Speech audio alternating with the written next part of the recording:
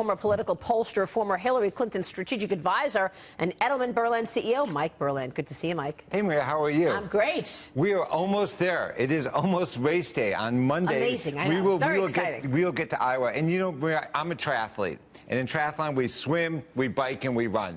And they say that you can't win it in the swim, but you can lose. And I think that's what Iowa's going to be, is that no one's going to win it in Iowa, but we can lose. And what we're seeing right now is that Hillary and Sanders are going to do fine. They're going to get to the bike. I think we're going to see that Trump and Cruz are going to get to the bike.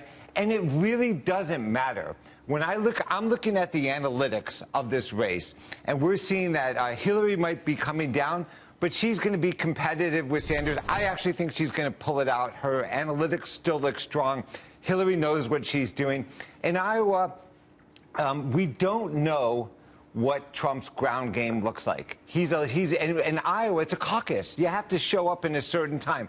Will he get people to the caucus or not? But it doesn't matter. They're both going to get to the bike, and that's the news that's going to come out of this.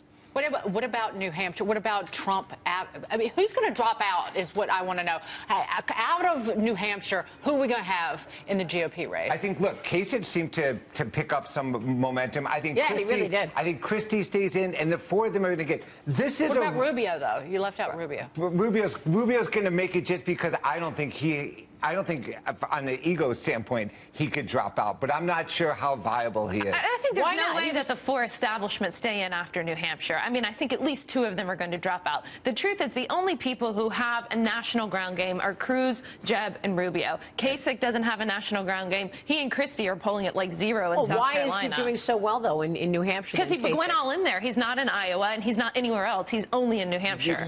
I think so. This race really is who's going to get to Super Tuesday. I think you're exactly right. We're looking at March 1st.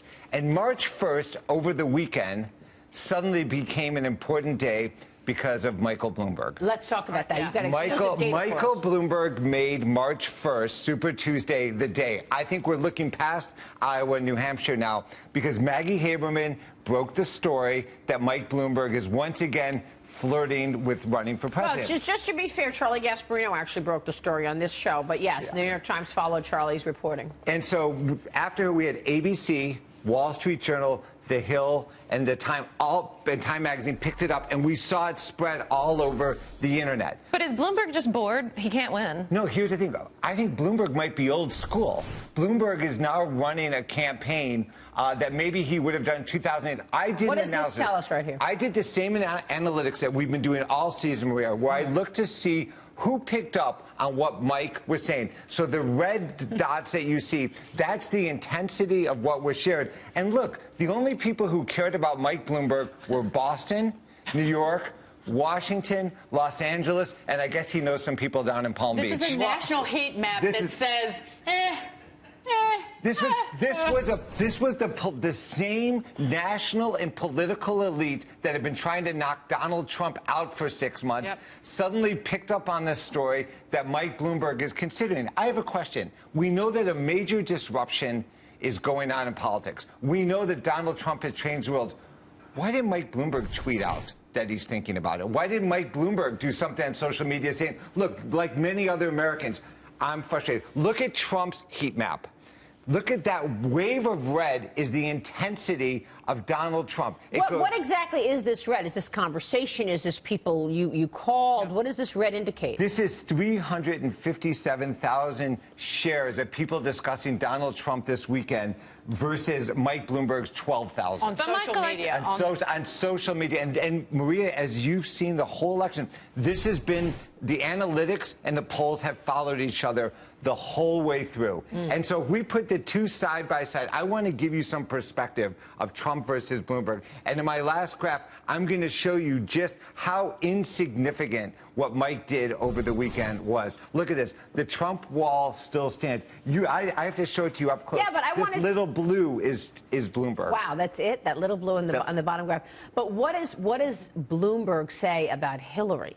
Because the word is that if Mike Bloomberg enters the race, he takes votes from Hillary, not from Donald Trump. Yes, and what does Bloomberg say? He said if Hillary gets the nomination, he's not going to jump in. And so he's hedging it two ways. As you know, I worked for Mike Bloomberg, and I'm actually a fan of Bloomberg. But Mike, if you're going to jump in, if you're going to engage America, do it in a modern way. Tell people why you're thinking about what's wrong with these candidates, and engage us and tell us what's going to be different. Don't just tease us like this that you're thinking about it. Maybe you just wanted to throw it out there and see, you know, what would stick. We'll see. His frostiness hurts him, and that it's kind of evidence of that. You know, I think that it's a different world. If you want to engage with voters, they want to get to know you. You can't hide behind Maggie Haberman. Well, you can't behind the TV. Can you tell your old boss Hillary Clinton that? You know, I think Hillary warmed up her last couple speeches in Iowa. She's a real peach. The real Hillary is starting to come through. Hillary is a passionate woman who cares about issues, and I think we're really seeing her. I think the last week has been very good for Hillary. All right, we'll leave it there. Mike, good to see you. Thank you. Thanks so much, Mike Berland there. Coming up.